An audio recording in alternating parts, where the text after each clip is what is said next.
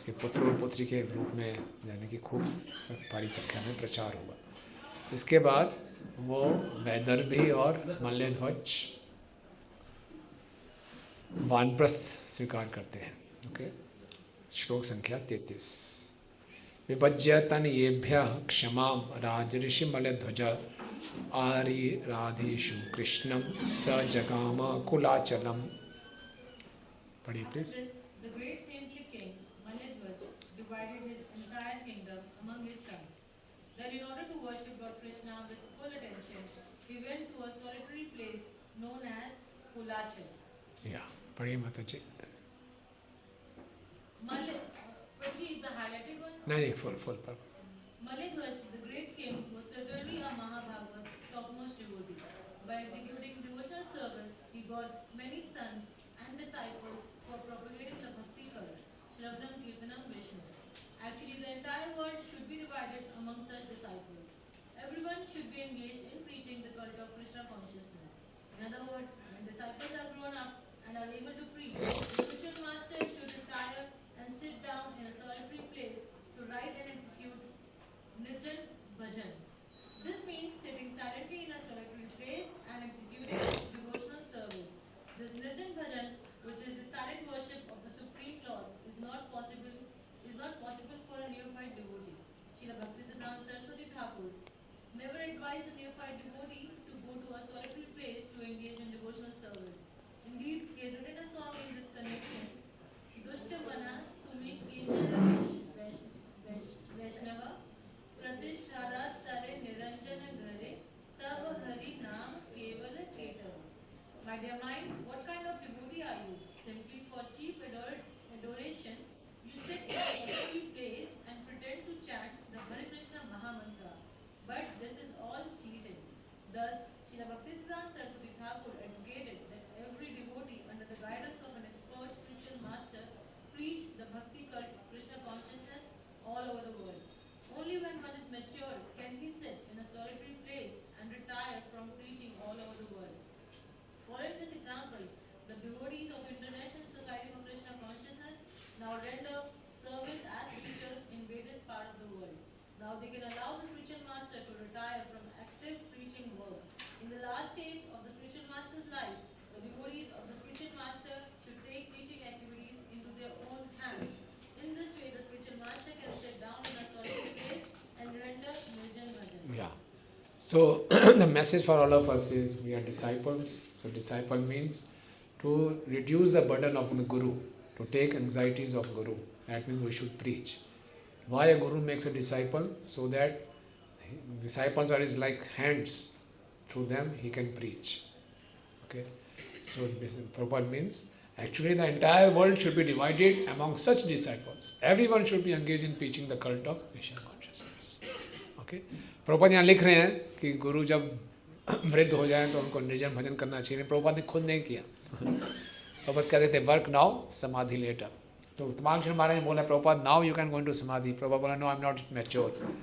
बोले Prabhupada if you are not mature then we are not even born. हमारा तो जन्म भी नहीं हुआ भक्ति। So Prabhupada till last moment ही was fighting. Guru Maharaj yes हित्वा गृहान सुतान भोगान वैदर्भी मदिरेक्षणा अन्वधावत पाण्ड्येशम जोत्स्नैव रजनीकरम। जिस प्रकार रात्रि में चांदनी चंद्रमा का अनुसरण करती है, उसी तरह राजा मल्लध्वज के कुलाचल जाते ही मादक नेत्रों वाली उसकी समर्पित पत्नी अपने घर पुत्रों के होते हुए भी समस्त भोगों को तिलांजलि देकर उनके साथ हुई। तात्पर्य जिस प्रकार वानप्रस्थ अवस्था में पत्नी पति के साथ हो लेती है, उसी प्रकार जब गुरु निर्जन भजन के लिए एकांतवास करता है तो उसके कुछ बड़े चढ़े भक्त उसकी सेवा के उद्देश्य से उनके साथ हो लेते हैं। दूसरे शब्दों में जिन्हें गृहस्थ जीवन का अत्यंत प्रिय है, उन्हें गुरु की सेवा के लिए आगे बढ़कर आना चाहिए और समाज मित्रता तथा प्रेम के द्वारा प्राप्त सुविधाओं का परित्याग करना चाहिए।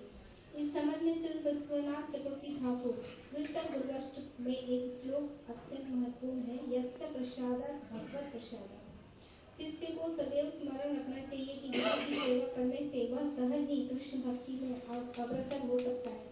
सभी शास्त्र कहते हैं कि गुरु को प्रसन्न करने तथा उनकी सेवा करने से भक्ति की स्थिति अवस्था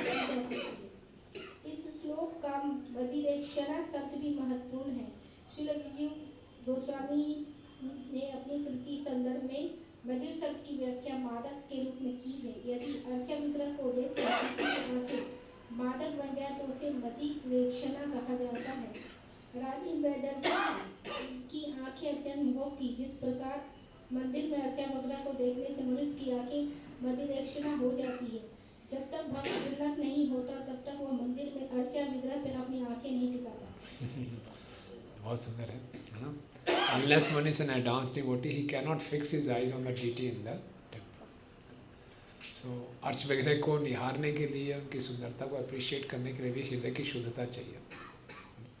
और हृदय की शुद्धता भी आएगी अगर हम ज़्यादा से ज़्यादा अर्च विग्रह के सामने खड़े होकर ग्रेजुअली उनके चरणों से लेकर ऊपर मेडिटेट करेंगे, वो भी हमारे हृदय को शुद्ध करेगा। जितना हृदय शुद्ध होता जाएगा उतना हम अर्च विग्रह के सामने और अच्छे ढंग से खड़े होकर उनके सामने हम प्रार्थनाएं कर सकते हैं, उनका गुणगान कर सकते हैं।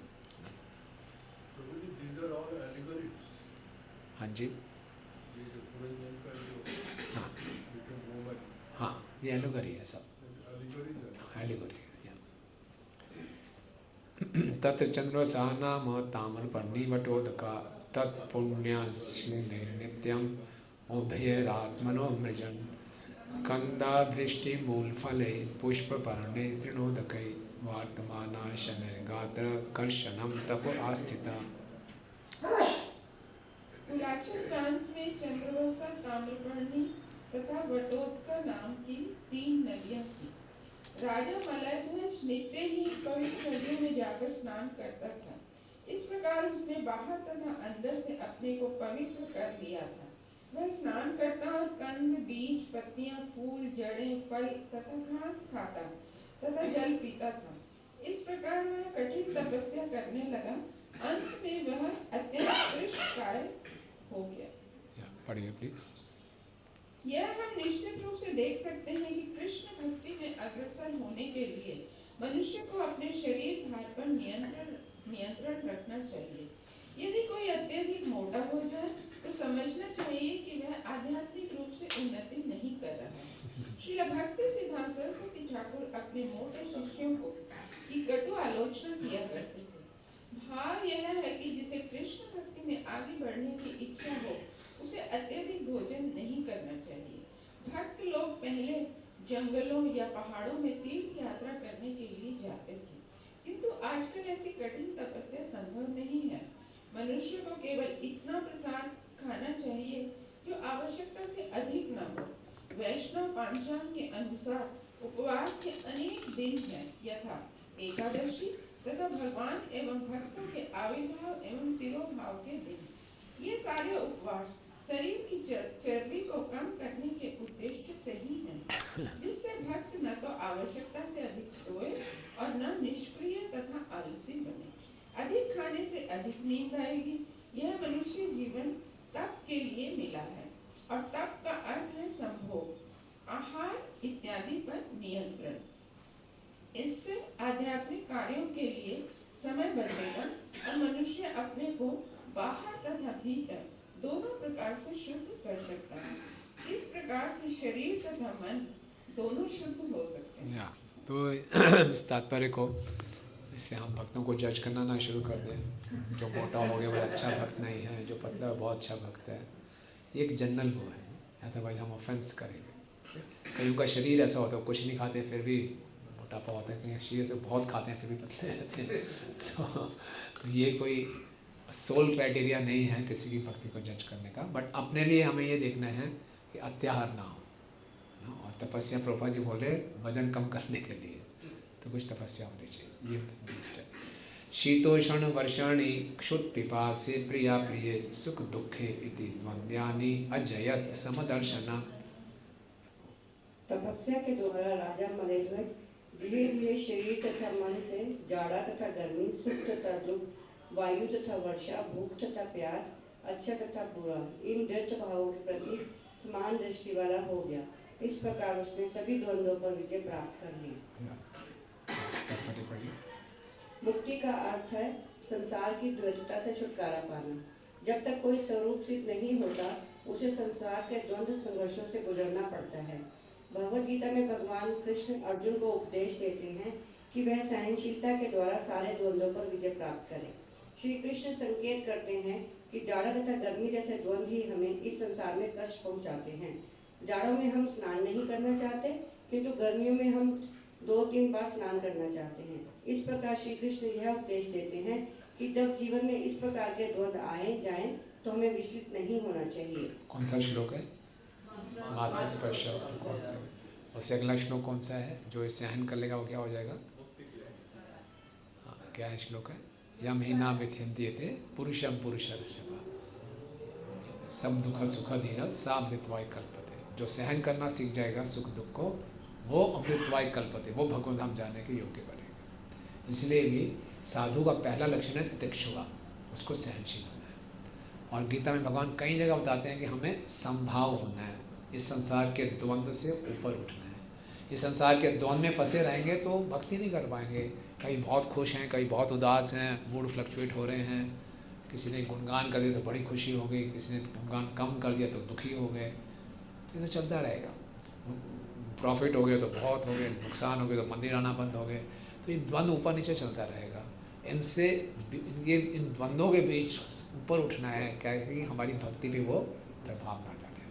तो उसका एक तरीका क्या है द्वंद्व से ऊपर उठने का? सहन करना। जानना कि ये सब सर्दी और गर्मी की तरह है, आएगा चला जाएगा, आएगा चला जाएगा। इसमें ज़्यादा एक्साइट नहीं होना। Just do the needful. सर्दी आती है तो हम स्वेटर डाल लेते हैं, गर्मी आती है तो पंखा चला देते हैं, इतना ही कर सकते हैं। सूर्य के टेम्परेचर को बदल नहीं सकते, भैया कम हो जाओ ज़्यादा हो जाओ, सहन करना पड़ेगा, राइट। सहन करके वो निकल जाता है। एक तरीका है। हमें नहाना दोनों समय है, सर्दी चाहे गर्मी, नहाने हाँ दोनों समय है। यस ओके, आगे पढ़िए। इन द्वंद्वों में समदृष्टि रखने के लिए सामान्य मनुष्य को काफी तपस्या करनी पड़ती है। जो जीवन के द्वंद्वों से विचलित होता है वह एक सापेक्ष स्थिति ग्रहण कर चुका होता है, अतः उसे शास्त्रों में वर्णित तपस्या करनी होती है, जिससे वह इस भौतिक शरीर को लांघकर इस संसारिकता का अंत करते। राजा मलेध्वज ने अपना ग्रह त्याग करके कुलाचल जाकर पवित्र नदियों में स्नान करके केवल फल फूल पत्तियां जैसी वनस्पतियां खाकर और पकाया हुआ भोजन या अन्न त्याग कर कठिन तपस्या की थी। यह अत्यंत कठोर अभ्यास है। आजकल घर छोड़कर किसी जंगल में या हिमालय में जाकर कठिन तपस्या करना अत्यंत दुष्कर है। एक तरह से यह असंभव है। यदि किसी से मांसाहार, मद्यपान, दूध पीड़ा तथा अवैध संभोग बंद करने के लिए कहा जाए तो वह ऐसा नहीं कर पाता। अतः वह हिमाचल या कुलाचल जाएगी तो वहाँ क्या करेगा? इस युग में ऐसा त्याग कठिन है। इसलिए भगवान कृष्ण ने भक्ति योग को स्वीकार करने की सलाह दी है। भक्ति योग स्वतः मनुष्य को जीवन के द्वंद्वों से उबारेगा। भक्ति योग में कृष्ण केंद्र बिंदु होते हैं और कृष्ण तो सदैव दिव्य है। इस प्रकार द्वंद्वों को पार करने के लिए मनुष्य को सदैव भगवान की भक्ति में लगे रहना। कैसे भक्ति योग से कैसे हम द्वंद्व को पार कर जाते हैं? कोई एग्जांपल दीजिए अपने जीवन में प्रैक्टिकल, कि हमने भक्ति योग का विधियों का पालन किया तो हम द्वंद्व से ऊपर उठे। ऐसे हो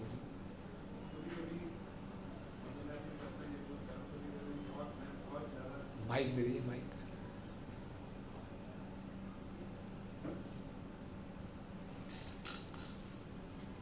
मैं अपने पर्सनल एग्जाम्पल से बता रहा हूँ कि मुझे कभी कभी बहुत ज़्यादा गुस्सा आ जाता है और ज़रूरत से ज़्यादा गुस्सा आ जाता है। तो मैं सोचता हूँ कि मुझे भक्ति में आगे बढ़ना है और जो अनफेवरेबल सिचुएशन है मुझे उसमें गुस्सा नहीं करना है, उसको कंट्रोल करना है। Good. So that this thought remember this thought, गुस्सा कंट्रोल करने में हेल्प करती है। Good, very good point. और कुछ? यस, माँ हरि प्रभु आगे दीजिए माइक। गुरुजी, हमने कंपनी ज्वाइन की थी जो जिसमें काम कर रहे हैं, तो वहाँ पे बहुत प्रेशर था, बहुत सारे लोगों ने पॉलिटिक्स भी करना शुरू कर दिया। तो हम महाराज के पास गए, महाराज के पास कि महाराज कंपनी चेंज कर ले, बहुत ज़्यादा काम करवा रहे हैं, ये बहुत मुश्किल हो रहा है। तो महाराज कहते कौन सी कंपनी में? हमने बोला टाटा ग्रुप में। Tata is a good company, keep it. फिर अगले साल फिर गए, फिर बहुत प्रेशर हो रहा था, फिर गए महाराज से पूछने, तो महाराज ने एनीवे कंटिन्यू। फिर तीसरी बार गए तो महाराज ने बोला it is easy to deal with known demons than unknown demons. तो हमें समझ आ गया कि महाराज नहीं चाहते छोड़।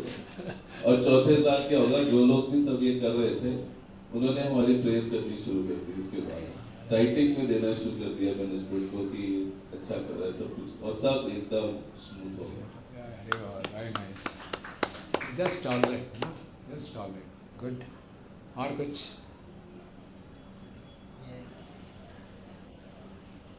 जब कभी कष्ट आता है तो हम ये सोचते हैं कि कुछ हमारा कर्म रहा होगा पहले का, और जो भी मिल रहा है भगवान ने कम करके दे कम करके तो उससे फिर वेरी गुड। सो कृष्ण को केंद्र में रखें हमेशा। भक्ति में नहीं थे ना, यहाँ लगता था अपना मकान, अपना दुकान, सब कुछ हो जाए। भक्ति माने में लगता है कि झोपड़ी हो जाए, मंगल आरती अटेंड करेंगे बस। यस, उसी में हम तो खुशी रहती है कि मंगल आरती होगी, सब कुछ हो गया। सब कुछ वेरी गुड। देखिए, और फिर मंगल आरती चाहे सर्दी हो, गर्मी हो, बरसात हो, हम आते हैं मंगल आरती में। यस वैष्णव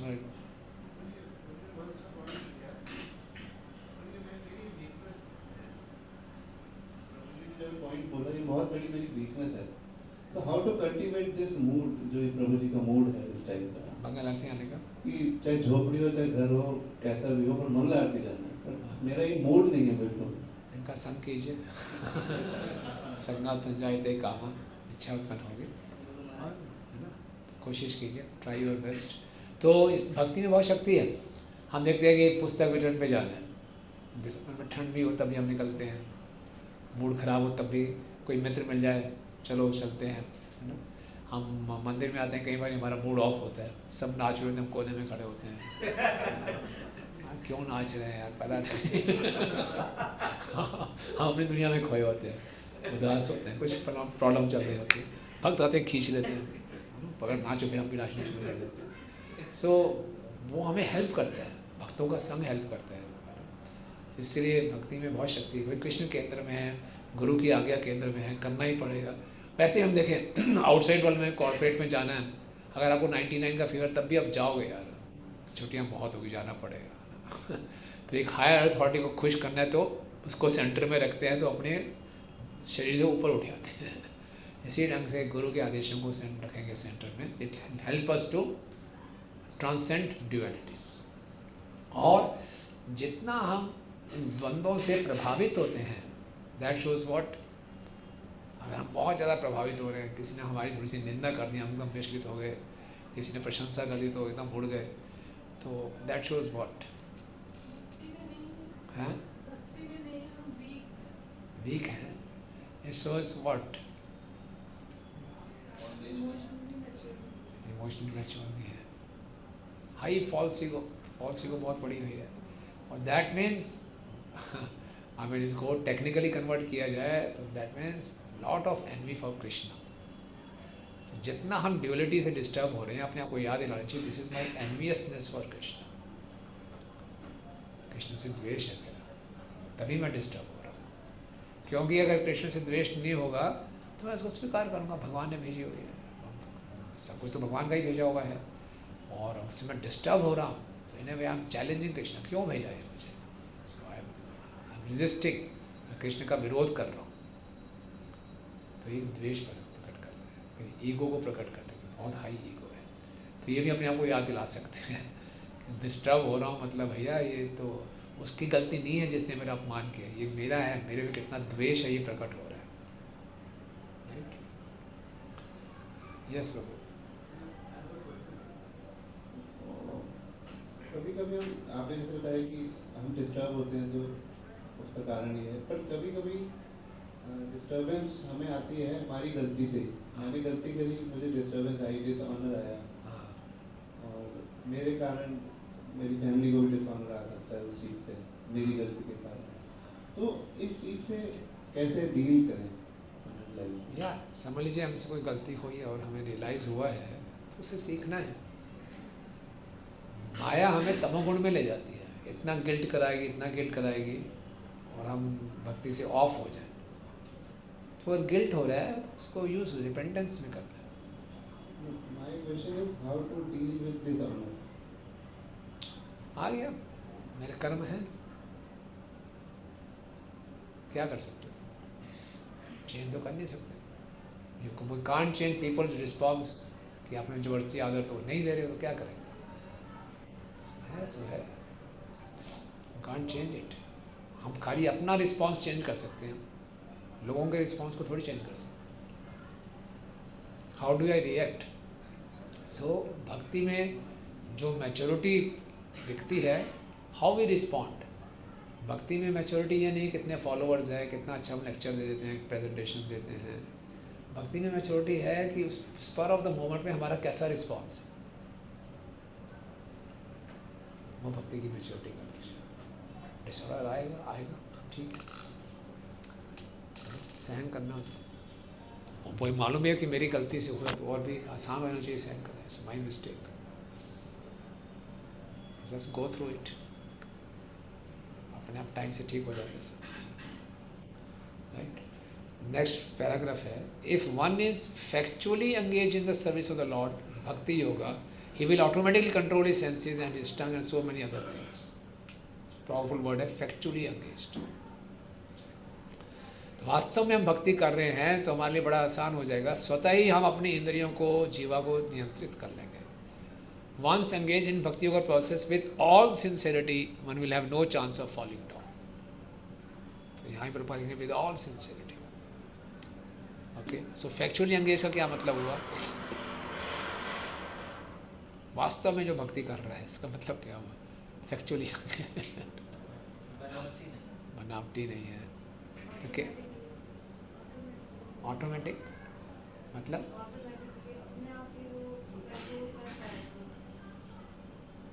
ऑटोमेटिकली सेंसेस कंट्रोल कर पाएगा, but what is being factually engaged, mechanical नहीं है, एग्जैक्टली। उनके आचरण से समझ आ रहा है कि भक्ति कर रहे हैं। किनके आचरण से? हम अपने लिए देखें कि फैक्चुअली कैसे एंगेज होना है, वास्तव में एंगेज होना है, कोई दिखावा नहीं करना, विद ऑल सिंसियरिटी, जैसे प्रभुपाद जी लिख रहे हैं।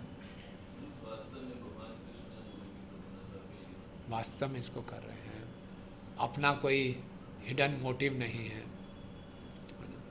तो निश्चित रूप से हो जाएगा। Even if one falls down, कई प्रश्न आए थे हमारा क्या होगा, even if falls down, there is no loss. One's devotional activities may be stunned or choked for the time being, but as soon as there is another chance, the practitioner begins from the point where he left off. Okay? तो ये अब उसने इतनी practices की, austerity की, तो फिर क्या क्या हुआ? तपसा विदया पक्व कषायो नियमेर्यमा युयुजे ब्रह्मणि आत्मानम विजिताक्षा निलाशया। पढ़िए जी प्लीज।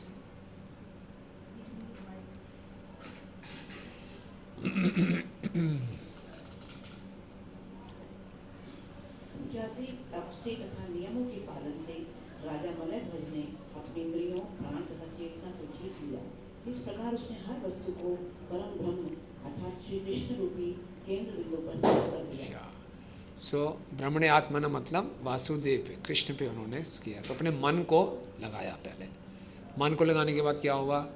आस्थे सारुण एवैकत्र दिव्यम वर्षशतम स्थिर वासुदेवे भगवती ना अन्यद वेदो द्वहन रतिम। इस प्रकार देवों की गणना के 100 वर्षों तक वे एक ही स्थान पर अचल बने रहे। इसके बाद उन्हें भगवान कृष्ण के प्रति भक्ति में आसक्ति उत्पन्न हुई और वे उस स्थिति में स्थिर रहे। देवों के 100 वर्ष तक, यानी कि कितने वर्ष हो गए टोटल? हमारे पृथ्वी के 36,000 साल तक एक ही स्थान पर रहे, अपने मन को फिक्स रखा। बहुनाम जन्मनाम अंते ज्ञानोन्मादन्ते वासुदेवम सर्वमिति सा महात्मा सुदुर्लभा। तो ये किया तो फिर उसमें क्या हो गया? रति उत्पन्न हो गई। तो पहले मति लगानी है, फिर क्या होगी? रति होगी। तो महाप्रभु भी किसी को आशीर्वाद देते थे, क्या आशीर्वाद देते थे? कृष्णेर मधुवस्तु। तो सबसे पहले मति को लगाना है, जहाँ मति लगेगी वहाँ रति होगी, और जैसी रति होगी वैसी गति होगी। तो मति से शुरू होता है, मति है, रति है और गति है। ओके, सो कुंती महारानी में क्या प्रार्थना कर रही हैं? मयि ते अनन्विष्या मतिम मधुपते असकृत रतिम अनुधात अद्धा गंगा एवं उधनमती। कि मेरे अन्य विषयों को छोड़कर हे मधुपति आप में मति लगातार लगी रहे, तो क्या होगा? रति हो जाएगी आपसे। कैसी रति होगी? कैसा आकर्षण होगा? गंगा एवं उगन्मिति, जैसे गंगा भाग के जाती है सागर के पास। ओके ओके, फिर क्या होगा? स व्यापक यात्मानं व्यतिरिक्तयात्मनि विद्वान् स्वप्न इवामर्ष साक्षिणां विनरामः। Manodhvaj attained perfect knowledge by being able to distinguish the supersoul from the individual soul. The individual soul is localized, whereas the supersoul is all-pervasive. He became perfect in knowledge, and that the material body is not the soul, but the soul is the witness of material body. सब जगह वो उनको भगवान के दर्शन हुए और जान पाए कि मैं शरीर नहीं आत्मा हूँ। सो प्रभुपाद जी बताते हैं, conditioned soul is often frustrated in trying to understand the distinctions between the material body, super soul, individual soul. है ना? प्रभुपाद जी के आंदोलन में आने से पहले बहुत भ्रमित थे, ब्रह्म परमात्मा क्या होता है, सब आत्मा परमात्मा ब्रह्म सब इकट्ठा बोल देते थे। कहीं किसी प्रवचन में जाके पता ही नहीं चलता था क्या है। तो two types of mayavadi philosopher, buddhism and Shankar. Buddhist means the body is everything and Shankar means soul and super soul are one, but the real knowledge is the soul and super soul are different. Yes, the last paragraph पढ़िए please. The body is taken to be the field. The body is taken to be the field, and the individual soul is taken to be the worker in that field. Yet there is another who is known as the super soul, who along with the individual soul simply witnesses. The individual soul works and enjoys the fruits of the body, whereas the super soul simply witnesses the activities of the individual soul, but does not enjoy the fruits of those activities.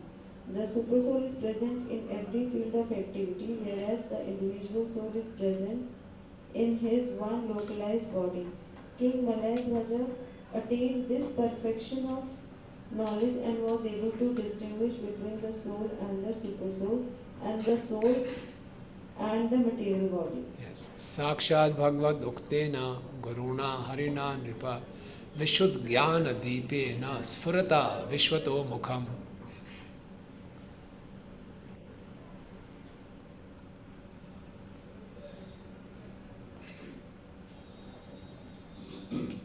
In this way, King Malayadhwaj attained perfect knowledge because in his pure state he was directly instructed by the Supreme Personality of Godhead. By means of such enlightening transcendental knowledge, he could understand everything from all angles of vision. तो अब इसको enlightenment हुआ. Okay, so the Krishna in this word the Sakshat Bhagavat Uktena Garuna Harina are very significant. The Supreme Personality of Godhead speaks directly to the individual soul when the devotee has completely purified himself by rendering devotional service to the Lord. जब भक्त शुद्ध हो जाते हैं तो आत्मा और परमात्मा का कम्युनिकेशन खुल जाता है. अभी चैनल ब्लॉक है हमारी उल्टी सीधी इच्छाओं से. जब भगवान के साथ हमारे इच्छा एक हो जाती है तो पूरा कम्युनिकेशन चैनल खुल जाता है. ओके, तेषां सतयुक्तानां भजतां प्रीतिपूर्वकं ददामि बुद्धि योगं तम ये मां उपयन्ति. पढ़ी रोज. Lord is the super soul seated in everyone's heart. The Lord is the super soul seated in everyone's heart, and he acts as Chaitya Guru, the spiritual master within. However, he gives direct instruction only to the advanced pure devotees. In the beginning, when a devotee is serious and sincere, the Lord gives him direction from within to approach a bona fide spiritual master. When one is trained by the spiritual master according to the regulated principles of devotional service and is situated on the platform of spontaneous attachment for the Lord, Raga Bhakti, the Lord also gives instructions from within. Tesam satata yuktanam bhajatam vidhi purvakam. This distinct advantage is obtained by a liberated soul. Having attained this stage, King Malayadhwaj was directly in touch with Supreme Lord, and he was receiving instruction from him directly. तो जब तक हम पूर्ण रूप से शुद्ध नहीं हो जाते तो हमने गुरु से इंस्ट्रक्शंस लेनी है ना. तो हमें ये नहीं करना कि परमात्मा से मेरी बातचीत हो रही है ना. उन्हें बोला अब 16 माला की ज़रूरत नहीं है बहुत होगी 16 माला, आप 8 से काम चला लो. नहीं, ऐसा नहीं है. तो तो हमें अपनी मन मर्जी, वो हमारा मन बोल रहा होगा. सो प्रभुपाद लिख रहे हैं कि कोई सिंसियर है बिगिनिंग में, तो the lord within the heart will send him to a bonafide spiritual master. Follow his instructions, his representation of परमात्मा. और जब हम पूर्ण रूप से शुद्ध हो जाते हैं तो फिर डायरेक्ट भी कम्युनिकेशन मिलता है. परे ब्राह्मणी चात्मानम परम ब्रह्मी तथात्मनि वीक्षमानो विहाक्षेयम अस्माद उपरामः. इस प्रकार राजा मगधध्वज परमात्मा को अपने पास बैठा हुआ और स्वयं आत्मा रूप को परमात्मा के निकट बैठा हुआ देख सकता था. क्योंकि वे दोनों साथ साथ थे, अतः उनके स्वार्थों का भिन्न होना आवश्यक न था. इस प्रकार उसने ऐसे कार्य करने बंद कर दिए. तात्पर्य, भक्ति की सिद्धावस्था में भक्त अपने तथा भगवान के स्वार्थ में कोई अंतर नहीं दिखता. दोनों के स्वार्थ एकाकार हो जाते हैं. वह जो कुछ भी करता है भगवान के हित में करता है. साथ ही वह प्रत्येक वस्तु को परमात्मा में और परमात्मा को हर वस्तु में देखता है. इस अवस्था को प्राप्त हो जाने पर उसे आध्यात्मिक तथा भौतिक जगत में कोई अंतर नहीं दिखता. यह भौतिक जगत परमेश्वर की बहिरंगा शक्ति होने के कारण उसके लिए आध्यात्मिक जगत बन जाता है. पूर्ण भक्त के लिए शक्ति तथा शक्ति का कोई अंतर नहीं. इस प्रकार तथाकथित भौतिक जगत आध्यात्मिक जगत बन जाता है. प्रत्येक वस्तु भगवान की सेवा के लिए है और निपुण भक्त किसी भी तथाकथित वस्तु का उपयोग भगवान की सेवा के लिए कर सकता है. आध्यात्मिक पद को प्राप्त किए बिना कोई भी भगवान की सेवा नहीं कर सकता. इस प्रकार यदि किसी तथाकथित भौतिक वस्तु को भगवान की सेवा में प्रयुक्त कर दिया जाए तो वह भौतिक नहीं रह जाती. इस प्रकार शुद्ध भक्त की पूर्ण दृष्टि चारों दिशाओं में दिखती है. अब क्या होगा कि मलध्वज शरीर छोड़ देंगे और वैदर्भी, तो वैदर्भी का क्या व्यवहार है उससे हम, हमारे आचार्य बताते हैं, एक शिष्य को बहुत सीखने को मिलता है. एक शिष्य को कैसे व्यवहार करना चाहिए, है ना. इंस्ट्रक्शन फॉर द डिसाइपल हम सब के लिए बहुत महत्वपूर्ण है. पतिम परम धनम ज्ञानम वैदर्भीम मलध्वजम प्रेमणा परिचरा धित्वा भोगान सा पति देवता. राजा विदर्भ की कन्या अपने पति को परमेश्वर रूप में सर्वेसर्वा मानती थी. उसने सारे इंद्रिय सुख त्याग दिए और पूर्णतः विरक्त होकर वह अपने परम ज्ञानी पति के सिद्धांतों का पालन करने लगी. इस प्रकार वह उसकी सेवा में लगी रही. तो ये है कि क्या दिखता है से उसका एटीट्यूड, कि शिष्य को गुरु कैसे लेना चाहिए, भगवान की तरह उनको ट्रीट करना चाहिए और सब इन्हें तृप्ति छोड़कर पूर्ण रूप से विरक्त होकर उनकी सेवा करना. ओके, ये एक एटीट्यूड की बात है. राइट, तात्पर्य पढ़िए. अलंकारिक भाषा में राजा मगधध्वज गुरु रूप है और उसकी पत्नी वैदर्भी शिष्य है. शिष्य गुरु को परमेश्वर रूप मानता है, जैसा कि गुरुवाष्टकम में श्री विश्वनाथ चक्रवर्ती ठाकुर ने कहा है. साक्षात दैत्वेन मनुष्य गुरु को साक्षात भगवान मानता है. मनुष्य को मायावादी चिंतकों की विधि से गुरु स्वीकार न करके यहाँ पर बताई गई विधि से स्वीकार करना चाहिए. क्योंकि गुरु भगवान का परम विश्वस्त दास होता है, इसलिए उसे भगवान के ही समान मानना चाहिए. गुरु के एक समान मनुष्य की भांति उपेक्षा या अवज्ञा नहीं की जानी चाहिए. यदि कोई स्त्री इतनी भाग्यशाली हो कि वह किसी शुद्ध भक्त की पत्नी हो तो वह इंद्रिय तृप्ति की किसी इच्छा के बिना अपने पति की सेवा कर सकती है. यदि वह अपने उच्चस्थ पति की सेवा में लगी रहती है तो उसे स्वतः ही अपने पति की आध्यात्मिक सिद्धियां प्राप्त हो जाती हैं. यदि शिष्य को प्रमाणिक गुरु मिल जाता है तो केवल उसको प्रसन्न करके वह भगवान की सेवा का अवसर प्राप्त कर सकता है. Disciple gets a bona fide purpose. Simply by satisfying him, he can attain a similar opportunity to serve the Supreme Personality of God. Okay? तो हमने एक bona fide शिष्य बनना है, बस भगवत धाम जाने के लिए एक अच्छा शिष्य बनना है, वो सफिशिएंट है. ओके, अक्सर लोग बोलते हैं जी सिद्ध गुरु चाहिए, नित्य सिद्ध गुरु चाहिए, मैं जैसा मर्जी रहूँ. नहीं, मैं कैसा हूँ, मैं एक अच्छा शिष्य बनूंगा तो निश्चित रूप से भगवत धाम जाऊँगा. तो हम लोग सौभाग्यशाली हैं, प्रभुपाद जी की शरण में हैं, हमें प्रमाणिक गुरु प्राप्त हैं, हमें बस प्रमाणिक शिष्य बनना है. So if the disciple gets a bona fide spiritual master, simply by satisfying him he can attain a similar opportunity to serve the supreme personality of godhead. बस और कुछ नहीं करना. So simple but so difficult.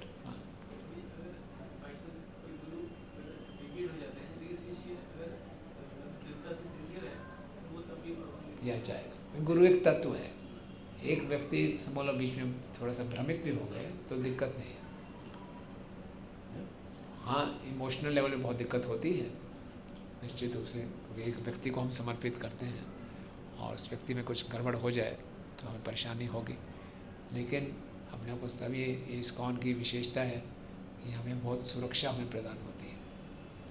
गुरु एक तत्व है, भगवान की कृपा है, किसी भी जीव के माध्यम से हमें प्राप्त हो सकती है। अभी उस जीव में भगवान के साथ उसका कुछ आदान प्रदान है, क्या भी कारण है, तो कोई बात नहीं।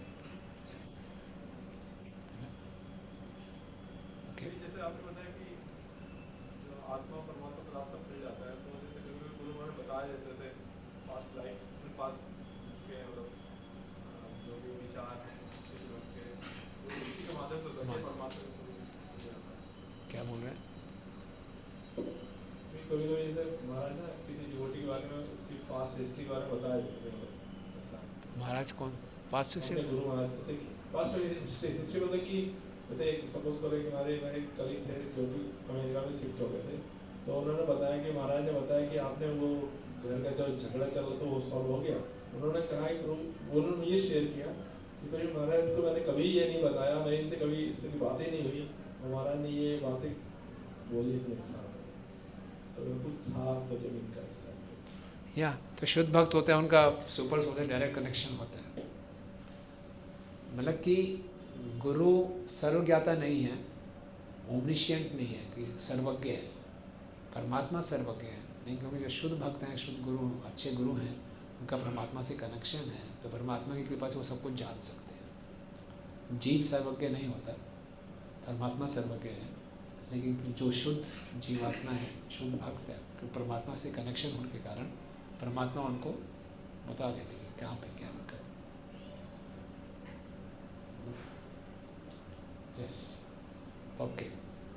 चीरवसा वृक्षमा वेणीभूत शिरोरोहा भवाभूपम पतिम शांता शिखा शांतम इवानलम। राजा विदर्भ की पुत्री पुराने वस्त्र पहनती थी। वह तपस्या के कारण अत्यंत दुर्लभ हो गई थी। वह अपने बाल नहीं संवारती थी, जिससे उसमें लटें पड़ गई थी। यद्यपि वह सदैव अपने पति के निकट रहती थी, किंतु वह अत्यंत मौन थी तथा अविचलित अग्नि की लपट के समान अक्षुब्ध थी। So this shows a steadiness. अच्छा एटीट्यूड होना चाहिए, गुरु को भगवान की तरह स्वीकार करना चाहिए साक्षाधारित्व, और स्टेडीली बिना भ्रमित हुए, बिना उत्तेजित हुए उनको सेवा में लगना चाहिए। ओके, यस, पहला पैराग्राफ पढ़िए। When one begins to burn firewood, there is smoke and agitation in the beginning. Although there are so many disturbances in the beginning, once the fire is completely set, the fire would burn steadily. Similarly, when both husband and wife follows the regulative principle of austerity, they remain silent and are not agitated by sex impulses. At such a time, both husband and wife are benefited spiritually. One can attain this stage of life by completely giving up a luxury mode of life. पढ़िए please अगला। In this verse, In this word, the word Siravesa refers to very old thrown garments. The wife especially should remain austere, not desiring luxuries, dresses, and living standards. She should accept only the bare necessities of life and minimize her eating and sleeping. There should be no question of mating. Simply by engaging in the service of her exalted husband, who must be a pure devotee, the wife will never be agitated by such impulsion. The Vamapasta stage is exactly like this. Although the wife remains with the husband, then she undergoes self-austerities and penances, so that although both husband and wife live together, there is no question of sex. In this way, both husband and wife can live together perpetually. Since the wife is weaker than the husband, this weakness is expressed in this verse with the word Umapati. Uma means near to or almost equal to. Being a man, the husband is generally more advanced than his wife. Not less, the wife is expected to give up all luxurious habits. She should not even dress nicely or comb her hair. Here, combing is one of the main business of women. In the Vanaprastha stage, the wife should not take care of her hair. Thus, her hair will become tangled in knots. Consequently, the wife will no longer be attractive to the husband, and she herself will no longer be agitated by sex impulses. In this way, both husband and wife can advance in spiritual consciousness. This advanced stage is called the Paramhansa stage, and once it is obtained, both husband and wife can be actually liberated from bodily consciousness. If the disciple remains steady in the service of the spiritual master, he need no longer fear falling down into the clutches of Maya. ये वानप्रस्थ की स्थिति बताई गई है और बहुत सुंदर बता रहे हैं प्रभुपाद जी कि अगर एक शिष्य अपने गुरु की सेवा में स्टडीली लगा रहता है तो उसको फिर माया से डरकर भय पतन होने का भय नहीं है. Okay, right. So steadiness in service. अजानति प्रियतमं यदो परतम अंगना सुस्थिरासनम आसाद्य यथा पूर्वन उपाचरत. The daughter of King Vidarbha continued as usual to serve her husband, who was seated in a steady posture, until she could ascertain that he had passed away from the body. यदा नोपन लभेदांग्रिम उष्मानानां पतयोर्चति आसीत् संविघ्न हृदया यूथभ्रष्टा मृगे यथा. While she was serving her husband by massaging his legs, she could feel that his feet were no longer warm and could thus understand that he had already passed from the body. She felt great anxiety upon being left alone. Bereft of her husband's company, she felt exactly as the deer feels upon being separated from its mate. आत्मानं शोचति दीनम् अबन्धुं विकलस्वरुभिः स्तनावसिच्य विपने सुस्वरं प्ररोदसा. Being now alone and a widow in that forest, the daughter of Vidarbha began to lament, incessantly shedding tears which soaked her breast and crying very loudly. Yeah, पढ़िए please. Purport.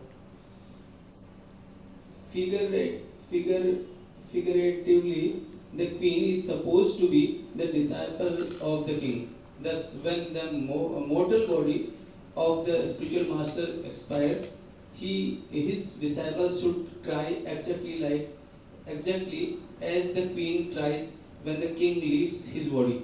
However, the disciple and spiritual master are never separated, because the spiritual master always keeps company with the disciple as long as the disciple follows strictly the instruction of the spiritual master.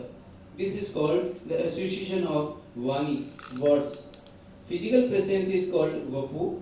As long as the spiritual master is physically present, the disciple should serve the physical body of the spiritual master.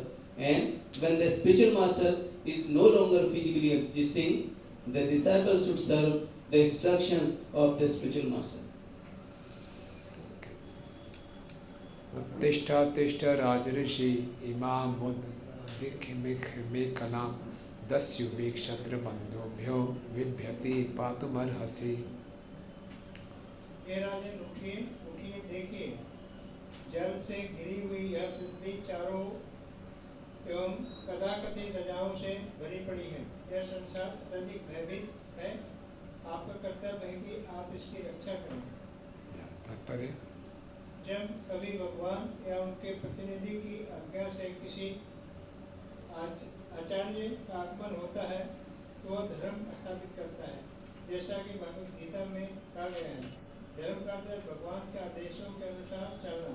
धर्म उसी समय से प्रारंभ होता है जब कोई भगवान की शरण में जाता है। आचार्य का एक कर्तव्य है कि वह प्रमाणित धार्मिक प्रणाली चलाए। यह था कि दोनों मरे या एक और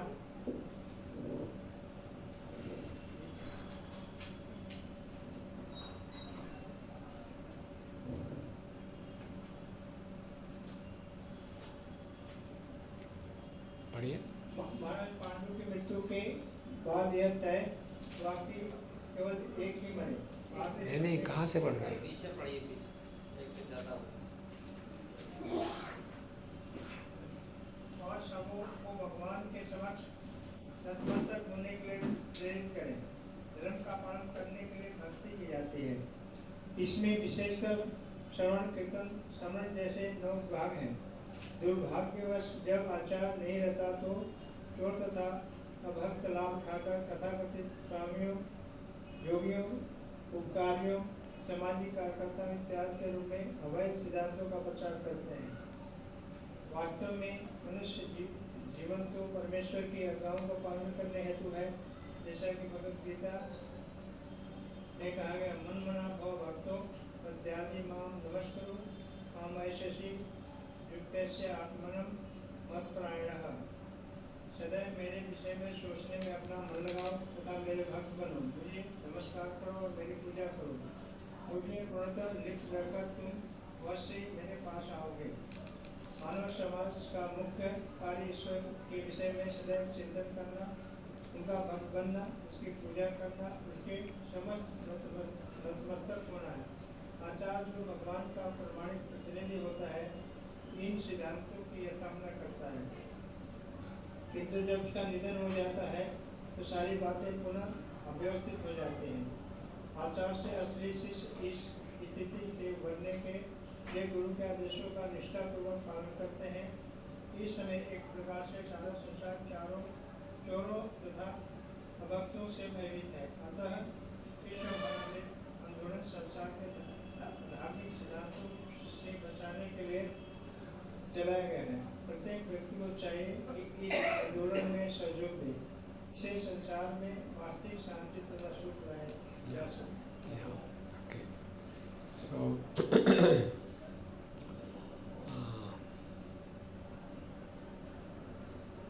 the perfect disciples of the Acharya try to relieve the situation by sincerely following the instructions of the spiritual master. ये बहुत महत्वपूर्ण है कि कभी कोई आचार्य का तिरोभाव होगा तो निश्चित रूप से समस्या होगी, लेकिन जो अच्छे शिष्य हैं वो परिस्थिति को संभाल लेंगे बहुत ही गंभीरता से आचार्यों के आज्ञाओं का पालन करके। जब प्रभुपाद जी प्रकट हुए तो इस कौम में बहुत समस्याएं आई थी। जो प्रभुपाद जी कुछ शिष्य थे वो टिके रहे, उनकी तपस्या के कारण आज हम यहाँ पर हैं। अभी भी अब प्रभुपाद जी के शिष्य का धीरे धीरे तिरोभाव होगा तो हम देख रहे हैं कि इस कौम में भी समस्या आएंगी, लेकिन अगर हम सब शिष्यगण इकट्ठे होकर उनकी आज्ञाओं का पालन करेंगे तो परिस्थिति को हम बदल सकते हैं। एवं विलंपति बाला विपिने अनुगत पतिन पतिता पादयो भातृ रुदति अश्रुणि आवर्तयत। That most obedient wife thus fell down at the feet of her dead husband and began to cry pitifully in that solitary forest. Thus the tears rolled down from her eyes. पढ़िए please. Just as a devoted wife becomes afflicted at the passing away of her husband, when a spiritual master passes away, the disciple becomes similarly bereaved. चितिम दारुमयीं चित्वा तस्यां पत्युकलेवरम् आदिप्य चानुमरणे विलंपन्ति मनोदते। तब उसे लकड़ियों से चिता बनाकर अग्नि लगाकर उसमें अपने पति के शव को रख दिया और इस सब के बाद वह दारुण विलाप करने लगी और अपने पति के साथ अग्नि में भस्म होने के लिए स्वयं भी तैयार हो गई। तो प्रभुपाद जी लिख रहे हैं कि काफ़ी समय तक 1936 से प्रभुपाद ने देखा कि सती की प्रथा थी, और जब पांडु की भी मृत्यु हुई थी तो कुंती और माद्री दोनों में से एक ने सोचा था कि एक सती हो जाएगी, एक बच जाएगी, तो माद्री सती हो गई और कुंती रही थी। सेकंड पैराग्राफ पढ़िए प्रभु। इससे सूचित होता है कि भक्त की पत्नी को ऐसा करने के लिए तैयार रहना चाहिए। इस प्रकार गुरु भक्त शिष्य को चाहिए कि यदि वह गुरु के संदेश को कार्य रूप देने में सफल रहता है तो गुरु के साथ मर जाए। जिस प्रकार भगवान इस पृथ्वी पर धर्म की पुनः स्थापना के लिए आते हैं, उसी तरह से उनका प्रतिनिधि गुरु भी धर्म की स्थापना के लिए आता है। यह तो शिष्य का कर्तव्य है कि गुरु के संदेश को ग्रहण करके उसे कार्य रूप में परिणित करे, अन्यथा अच्छा हो कि शिष्य भी गुरु के साथ मर जाए। दूसरे शब्दों में गुरु की इच्छा पूर्ति के लिए शिष्य को अपना जीवन उत्सर्ग करने तथा अपने सारे निजी विचारों को त्यागने के लिए सन्नद्ध होना चाहिए। बहुत सुंदर बताया गया है कि डिवोटेड डिसाइपल है और गुरु का तिरोभाव हुआ तो उसको भी साथ में सती हो जाना चाहिए।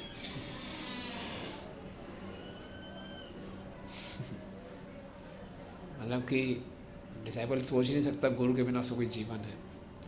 अगर वो जीवित रह रहा है तो एक ही मिशन होना चाहिए, क्या? गुरु के मिशन को आगे बढ़ाना है। तो जब गुरु धराधाम में होते हैं, शिष्य can afford to be a little bit responsible, कोई बात नहीं, गुरु संभाल लेते हैं, है ना। थोड़ा बहुत नहीं होना चाहिए, चलो फिर भी गलती करेगा, गुरु संभाल लेंगे। लेकिन जब गुरु अप्रकट हो जाते हैं तब शिष्य का असली शिष्यत्व चक होगा। The discipleship is tested at that time, तो कितना सिंसियर डिसाइपल है। तो वो डिसाइपल अगर जीवित है तो उसका एक ही उद्देश्य होना चाहिए, गुरु के मिशन के लिए जीवित हो। वो नहीं है तो मुझे मर ही जाना चाहिए, इतना स्ट्रॉन्ग हुआ है ना, very strong things. So otherwise the disciple should decide to die along with the spiritual master. In other words, to execute the will of the spiritual master, the disciple should be prepared to lay down his life and abandon all personal considerations. Srila Prabhupada was ready to lay down his life. बुढ़ापे में, इतनी ठंड में, 35 दिन की यात्रा, 2 heart attacks, अब सोचिए। और वहाँ अमेरिका में जाके प्रभुपाद सबसे पहले किसी हार्ट स्पेशलिस्ट के पास नहीं गए, या चेक तो करो क्या प्रॉब्लम हो गई थी, ख़त्म। कितना बड़ा रिस्क लिया। श्रीमती जो महाराज जी कह रही थी, आप बूढ़े हो, मर जाओगे, मत जाओ, बोले कोई बात नहीं, मैं जाऊँगा। So that is a way. So abandon all personal considerations, he was ready to lay down his life for the mission of Srila Prabhupada. Okay. तो ये वचन बहुत बड़े लगते हैं हमें तो हमारा 16 वाला ध्यान पूर्वक जब हो जाए वो भी बहुत बड़ी बात है। तो मुख्य बात है गुरु से आसक्ति, है ना, गुरु से प्रेम। तो ये अगर हो जाता है, अगर गुरु से हमारा प्रेम हो जाता है, सभी समस्याओं का समाधान हो जाता है। इसीलिए रघुनाथ दास गोस्वामी जी मना शिक्षा, उन्होंने एक पुस्तक लिखी है जिसमें मन को शिक्षा दे रहे हैं। उसमें पहली शिक्षा यही है कि गुरु से ऐसा प्रेम करो जो अपूर्व, जैसे कभी तक खो ही ना हो।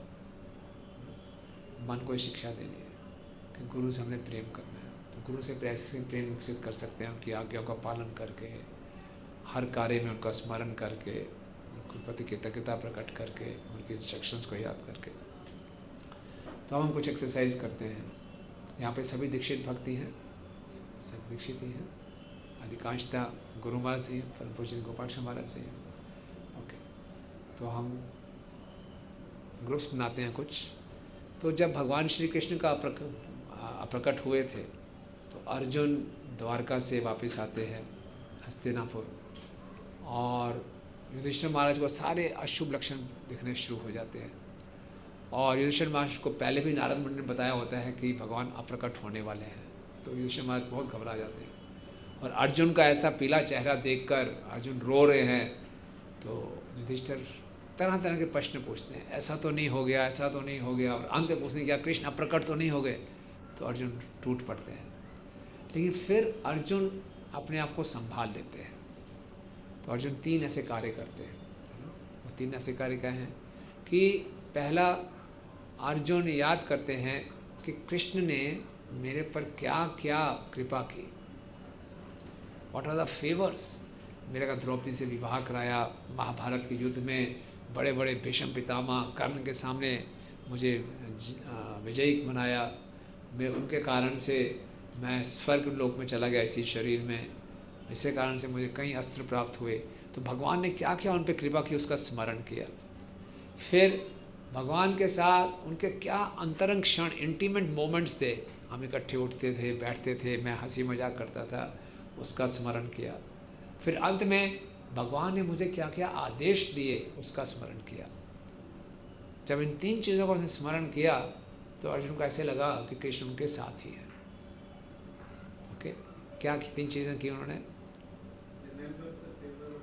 Remember the favours, number 1, number 2 intimate moments, and तीसरा इंस्ट्रक्शंस।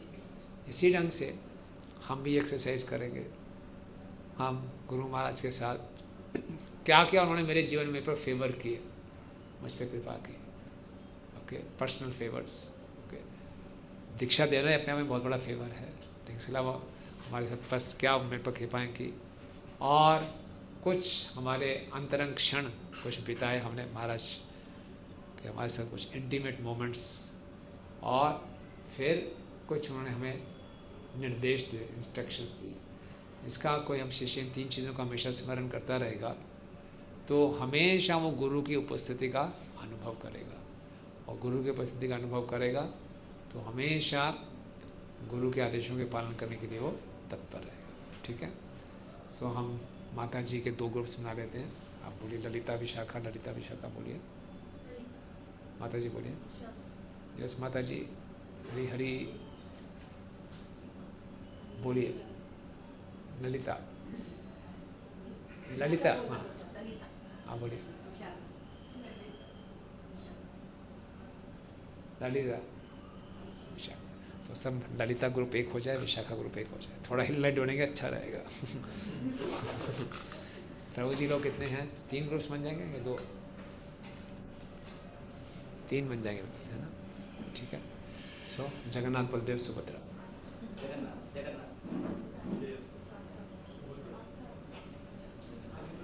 जगन्नाथ, जगन्नाथ,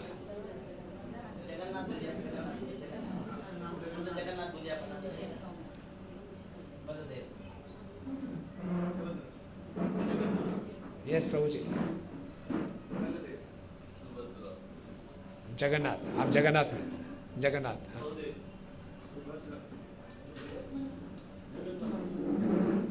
ठीक है, आप करोगे बल किनको? नहीं नहीं, अकेला ग्रुप तो जगन्नाथ और ये बलदेव, तो सारे जगन्नाथ इकट्ठे हो जाए, जगन्नाथ बलदेव सुभद्रा ग्रुप्स। हाँ,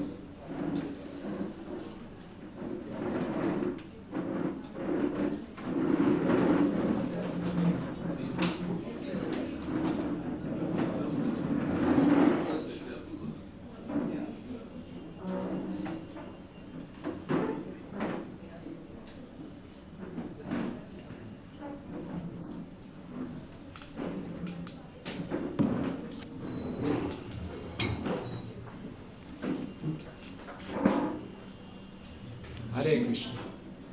सो कैसा लगा एक्सरसाइज?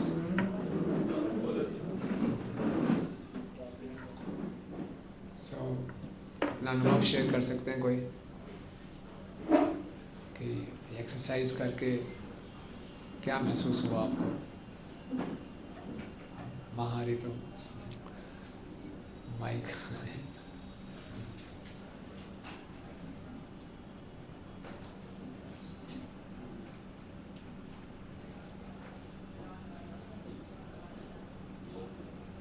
महाराज का संग,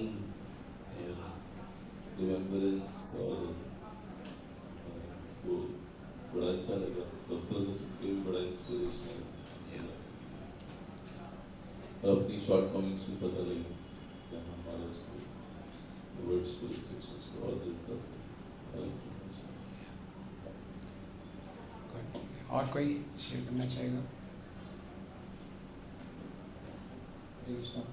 ऐसा लगा कि जैसे हम दोबारा से महाराज के पास पहुंच गए, और जब हम इंटीमेट जो हमारे वो मोमेंट्स थे गुरु महाराज के साथ, तो वो एकदम ऐसा लगा था कि महाराज के साथ ही बैठे हुए हैं, और वो वर्ड टू वर्ड याद करने की कोशिश करें।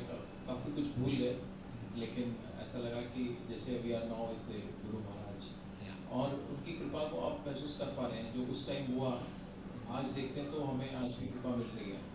जो हमारे अंदर ट्रांसफॉर्मेशन है वो गुरु महाराज के कारण इंस्ट्रक्शंस को फॉलो करके change change. Good, thank you. और कोई बात? यस, वैष्णव मुरारी तो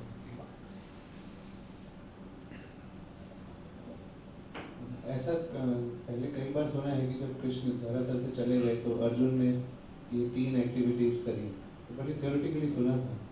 बट जब आज ये 3 एक्टिविटीज खुद करी, चाहे कुछ क्षण के लिए करी, 5 मिनट के लिए करी, तो बहुत अच्छा लगा इसको करके। इसको लगा कि कितनी पावरफुल है ये 3 एक्टिविटीज। अब तक तो सिर्फ थियोरेटिकली सुन रहे थे, बहुत पावर पता लगी इन 3 एक्टिविटीज।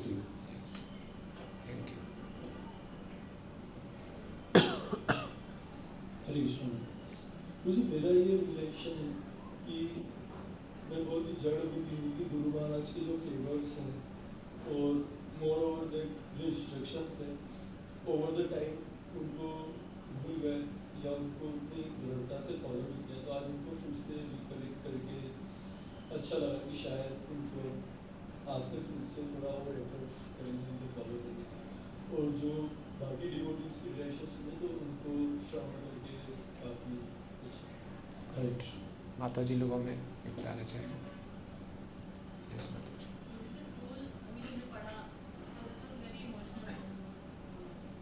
अभी जो हमने पढ़ा कि when the king left and the queen was back, so it was very emotional जब related था वो, मतलब to your spiritual master, but this exercise got us close, like जो भी emotional लग रहा था, तो by discussing it was very satisfying. और कोई?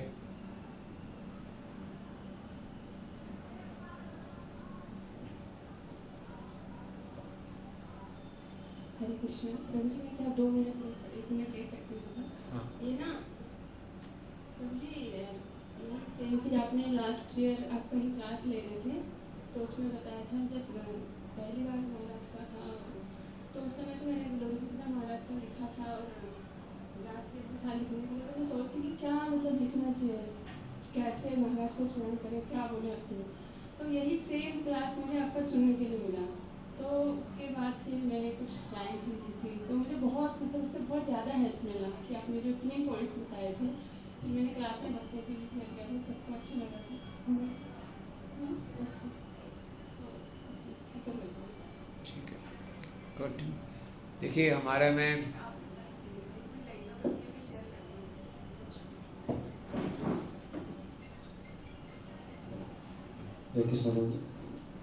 आज आपने जो ड्यूटी कराई, मुझे ऐसा लगा कि महाराज आज मंगल आरती में थे, उनकी घड़ी से चावल ऐसे ऐसे महाराज हिला रहे थे, और तकिया लगा के हर जगह प्रणाम कर रहे थे।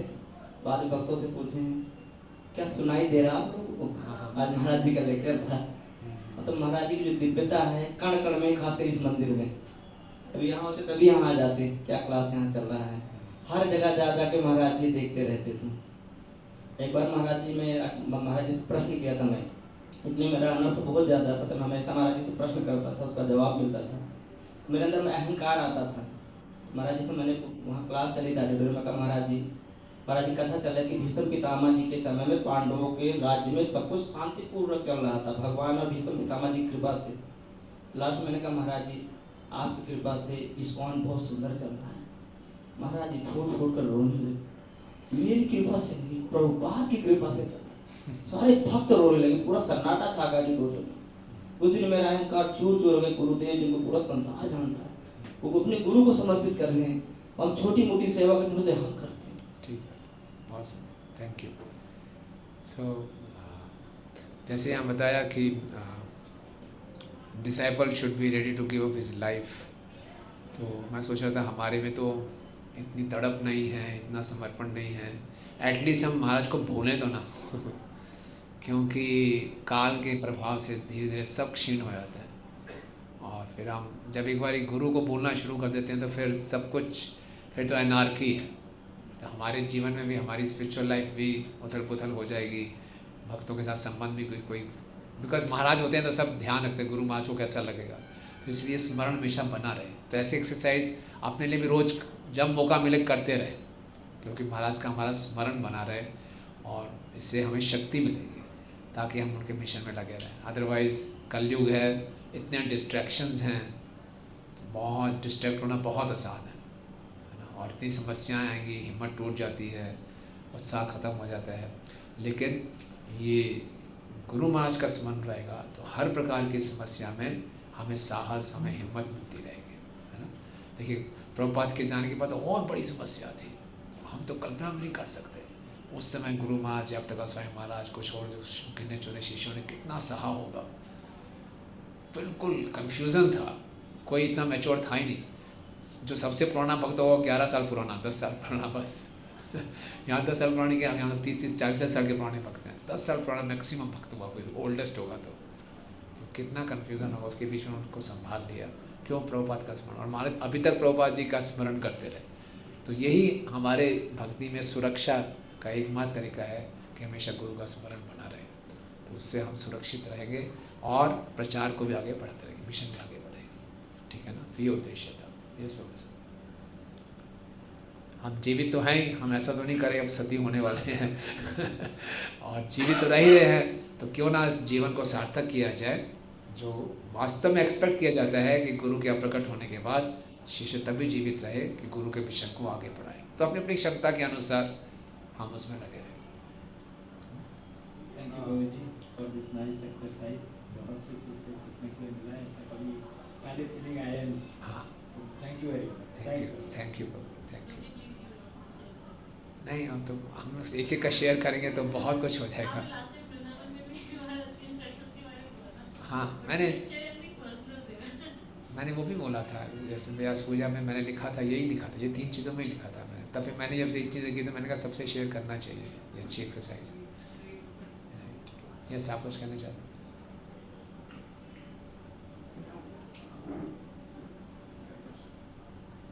हरे कृष्ण गुरु जी, लाइफ जैसे फुल ऑफ चैलेंजेस है, तो मैंने एक गुरु महाराज का पर्सनल इंस्ट्रक्शन था मुझको। अभी तक के मेरी लाइफ में जो सबसे बड़े ऑब्स्टेकल या चैलेंजेस था, वो इंस्ट्रक्शन मुझे हेल्प कर पाई कम करने में। और साथ में अभी भी जो भी कुछ अप एंड डाउन्स होते हैं, उसमें वो इंस्ट्रक्शन मुझे हेल्प करती है कि कैसे मैं चीज़ों को बना के रखता हूँ। तो by the mercy of Guru Maharaj, that is very helpful for my life.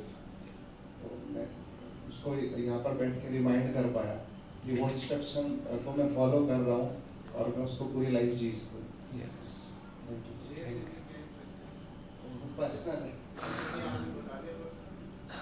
कोई बात नहीं, ठीक है, thank you very much.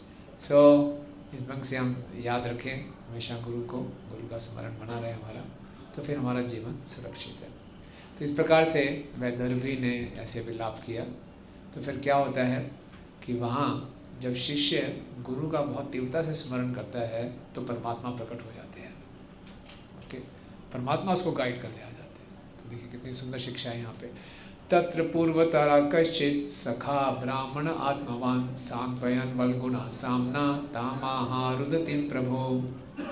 My dear king, one Brahmana who was an old friend of Purandana came to that place and began to pacify the queen with sweet words. Yeah, but the appearance of an old friend in the form of a Brahmana is very significant.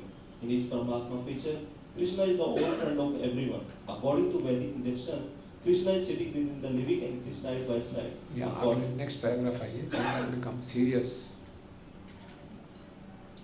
When one becomes serious. In conclusion, if you decide. No. When one becomes serious. उससे ऊपर है. देखो highlight किया होगा. When one becomes serious to follow the mission of the spiritual master, his resolution is tantamount to seeing the Supreme Personality of Godhead. कितना powerful line है ना? As explained before, this means meeting the Supreme Personality of Godhead in the instruction of the spiritual master. This is technically called Vani Seva. Srila Vishwanath Chakravarti Thakur stated in the Bhagavad Gita, commenting on the verses Atmika Buddhi Eki Guru Nandana, Bhagavad Gita 2.41, that one should serve the words of the spiritual master. The disciple must stick to whatever the spiritual master orders. Simply by following on that line, one sees the Supreme Personality of Godhead. बहुत ही powerful line है ना, powerful पर्पट है ना. Disciple must stick to whatever the spiritual master orders. Simply by following that line, one sees the Supreme Personality of God.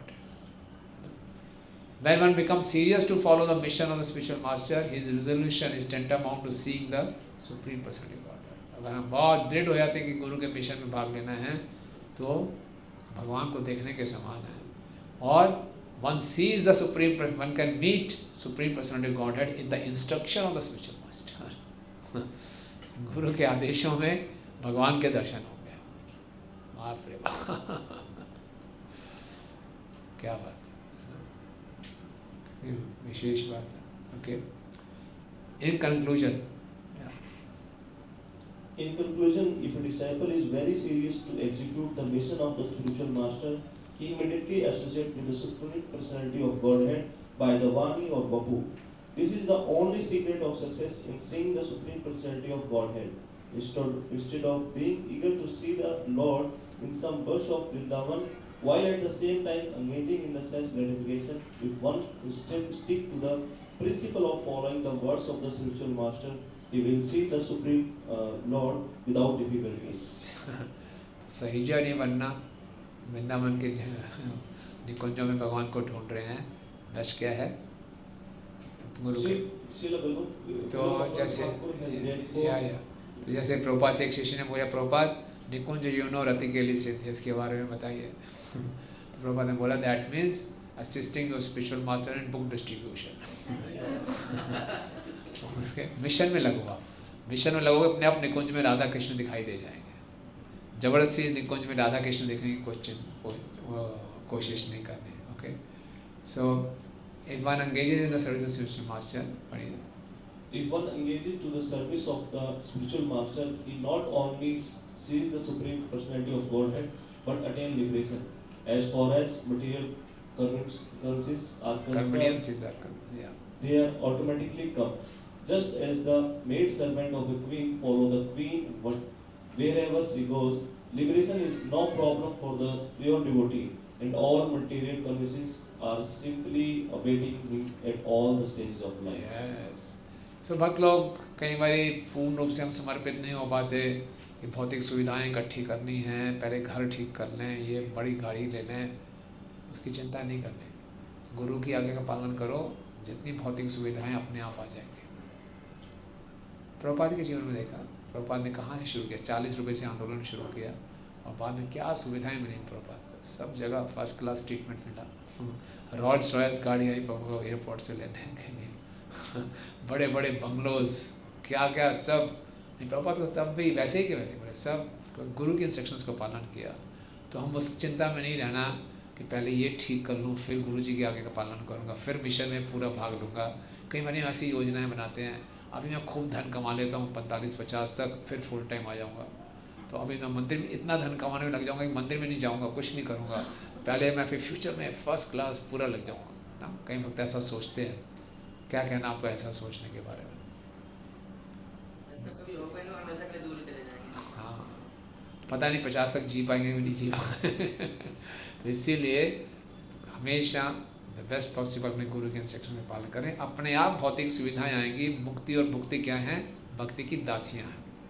ठीक, ब्राह्मण watch काम। Yes प्रभु, वैष्णव महाराज प्रभु। जी पाएंगे नहीं जी पाएंगे। हाँ, कभी कभी हम लेक्चर्स में भी सुनते हैं कि प्लानिंग अच्छी तक की करनी है, इतनी सेवा करनी है, बैलेंस हाँ, मन में प्लानिंग तो करके रखनी है, बाकी अब वो प्लानिंग हम पूरी कर पाएंगे हमारे हाथ में नहीं है। एस्पिरेशंस तो होनी चाहिए कि ऐसा करेंगे ऐसा करेंगे, लेकिन एस्पिरेशन रखना भी बहुत अच्छी बात है। आज सुबह एक वक्त से मैं बात कर रहा था, तो मैं तब प्लानिंग करके तो बहुत बता रहे थे कि इतने साल तक 75 साल तक ये हो जाना चाहिए, ऐसा हो जाना चाहिए। अब हम सुन रहे हैं कि 50 तक जिएंगे नहीं जिएंगे, तो बैलेंस नहीं, आप 100 वर्ष तक जिएंगे ये प्लानिंग करके चलेंगे। लेकिन भक्ति में तीव्रता जल्दी से जल्दी लाए। प्लानिंग करनी चाहिए, at the same time planning के चक्कर ये नहीं, ऐसा नहीं करना चाहिए प्लानिंग ठीक है 60 के बाद टॉप गियर पे आएंगे। टॉप गियर पे रहें हमेशा ही। कैसे किस समय कितना बिजनेस करना है, क्या करना है, ये प्लानिंग करके चलना चाहिए। बाकी कृष्ण के हाथ में, सुप्रीम कंट्रोलर तो वही है। का त्वं कस्य सीको वायं शयानो यस्य शोचसि जानासि किम सखाया माम ये Nagare विचरतः। The Brahmana inquired as follows: Who are you? Whose wife or daughter are you? Who is the man lying here? It appears you are lamenting for the dead body. Don't you recognize me? I am your eternal friend. You may remember that many times in the past you have consulted me. Yes, pardon please. When a person's relative dies, renunciation is automatically visible. Consultation with the super soul seated within everyone's heart is possible only when one is completely free from the contamination of material attachment. One who is sincere and pure gets an opportunity to consult with the Supreme Personality of Godhead in his Paramatma feature sitting within everyone's heart. The Paramatma is always the Chaitya Guru, the spiritual master within, and he comes before one externally as the instructor and initiator spiritual master. The Lord can reside within the heart, and he can also come out before a person and give him instructions. Thus the spiritual master is not different from the super soul sitting within the heart. An uncontaminated soul or living entity can get a chance to meet the Paramatma face to face, just as one gets a chance to consult with the Paramatma within his heart. One also gets a chance to see him actually situated before him. Then one can take instructions from the super soul directly. This is the duty of a pure devotee, to see the bona fide spiritual master and consult with the super soul within the heart. When the Brahmana asked the woman who the man lying on the floor was, she answered that he was her spiritual master and that she was perplexed about what to do in his absence. At such a time, the super soul immediately appears, provided the devotee is purified in heart by following the directions of the spiritual master. A sincere devotee who follows the instructions of the spiritual master certainly gets direct instructions from his heart, from the super soul. Thus a sincere devotee is always helped directly or indirectly by the spiritual master and the super soul. This is confirmed in Chaitanya Charitamrita, Guru Krishna presaded by Bhakti Lata Beach. If the devotee serves his spiritual master sincerely, Krishna automatically becomes pleased. Yasya prasada bhagavad prasada. By satisfying the spiritual master, one automatically satisfies Krishna. Thus the devotee becomes enriched by both the spiritual master and Krishna. The super soul is eternally the friend of the living entity and always remains within him. Thank you. So a sincere devotee who follows the instructions of spiritual master certainly gets direct instructions from his heart, from the super soul. गुरु के आज्ञा अच्छे ढंग से पालन कर रहे हैं तो परमात्मा भी हमें मार्गदर्शन देते रहेंगे। कई बार ऐसी परिस्थितियाँ आ जाती हैं हम किसी से कुछ क्रॉस चेक नहीं कर सकते, हमें तुरंत डिसीजन लेना है। अगर हम सिंसियरली गुरु के आज्ञा का पालन कर रहे हैं तो हमें सही इंस्ट्रक्शंस, सही बुद्धि भगवान प्रदान करते हैं। हमने देखा होगा कई बार ऐसे मोमेंट एट द मोमेंट हमें डिसीजन लेना होता है। ओके, अपि स्मरसि चात्मानं अविज्ञात सखम सखे हित्वा मां पदमन्विच्छन् भौम भोगारतो गता। The Brahman told me, my dear friend, even though you cannot immediately recognize me, can't you remember that in the past you had a very intimate friend? Unfortunately, you gave up my company and accepted a position as enjoyer of this material world. Okay, तुम जब जीव इच्छा करते आने के लिए तो उसको फिर यहाँ पे भेजना पड़ता है। कृष्ण भई मुख हया भोग वांछा करे, निकट से माया तारे झपटिया धरे। लेकिन भगवान इतने कृपालु हैं, साथ में परमात्मा के रूप में आते हैं। हंसावहम अहंसावहम च त्वमचार्य सखायो मानसायनो अभूतम अंतरावोका सहस्र परिवत्सरान। हे मित्र, मैं और तुम दोनों हंसों के तुल्य हैं। हम एक ही मानसरोवर रूपी हृदय में साथ साथ रहते हैं। यद्यपि हम हजारों वर्षों से साथ साथ रह रहे हैं, किंतु फिर भी हम अपने मूल निवास से बहुत दूर हैं। सो ओरिजिनल होम कौन सा है? स्पिरिचुअल वर्ल्ड है। ओके, तो स्पिरिचुअल वर्ल्ड में हम दोनों इकट्ठे हैं, लेकिन यहाँ पर आए हैं तो परमात्मा भी स्पिरिचुअल वर्ल्ड में नहीं है, है ना। परमात्मा खाली भौतिक जगत में ही है, राइट। तो बोले यहाँ से हमें आना पड़ रहा है, परमात्मा को हमारे कारण यहाँ आना पड़ रहा है, राइट। ओके, स त्वं विहाय मां बंधो गतो काम्यमतिर्महीं विचरन् पदम आदृक्ष कयाचिन् निर्मितं स्त्रिया। हरे कृष्ण। हे मित्र, तुम मेरे वही मित्र हो जब से तुमने मुझे छोड़ा है। तुम अधिकाधिक भौतिकतावादी हो गए हो और मेरी ओर ना देखकर तुम इस संसार में, जिसे किसी स्त्री ने निर्मित किया है, विभिन्न रूपों में घूमते रहे हो। Yes, okay. सो इस प्रकार से, क्योंकि हम भगवान से when the living entity falls down, he goes to the material world which was created by the external energy of Lord. This external energy is described here as some woman or prakriti. The material world is composed of material elements, ingredients supplied by Mahat Tattva, total material energy. इस प्रकार से ब्रह्मांड भ्रमित गुण भाग्यवान जीव फिर कोई गुरु के संपर्क में आता है तो फिर उसको छुटकारा मिलता है। All living entities in this world are sensually inclined. Consequently, they become entangled in different types of bodies and suffer the pangs of material existence. Pancharam